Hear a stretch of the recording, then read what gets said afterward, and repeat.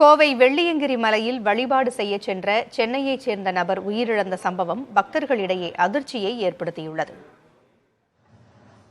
சென்னையை சேர்ந்த ரகுராம் என்பவர் கடந்த 29ஆம் தேதி தனது நண்பர்களுடன் கோவை வெள்ளியங்கிரி மலைக்கு சென்றுள்ளார். 30ஆம் தேதி காலையில் ரகுராம் மலையேறத் தொடங்கிய நிலையில் பிற்பகல் 2:30 மணி அளவில் அவருக்கு மூச்சு திணறல் ஏற்பட்டு மயங்கி விழுந்துள்ளார். உடனடியாக பாரம் தூக்கும் டோலி தொழிலாளர்கள் உதவியுடன் அவர் மலையடிவாரத்திற்கு இன்று அதிகாலை 4 மணி அளவில் அழைத்து வரப்பட்டுள்ளார். மலையடிவாரத்தில் உள்ள மருத்துவ முகாமில் அவரை பரிசோதனை செய்த மருத்துவர் ரகுராம் ஏற்கனவே இறந்துவிட்டதாக தெரிவித்துள்ளார்.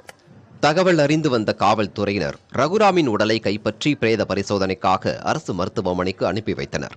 இந்த மாதம் மட்டும் வெள்ளியங்கிரி மலையேற சென்றவர்களில் 6 பேர் உயிரிழந்துள்ளது பக்தர்களிடையே அதிர்ச்சியை ஏற்படுத்தியுள்ளது. வெள்ளியங்கிரி வரும் பக்தர்களின் வசதிக்காக வெள்ளியங்கிரி மலையில் 4 இடங்களில் மருத்துவ முதலுதவி முகாம்கள் அமைக்கப்பட்டு இருந்தாலும் மலையடிவாரத்தில் மருத்துவ பரிசோதனை முகாம் அமைக்க வேண்டும் என தமிழக அரசுக்கு பக்தர்கள் வேண்டுகோள் விடுத்துள்ளனர்.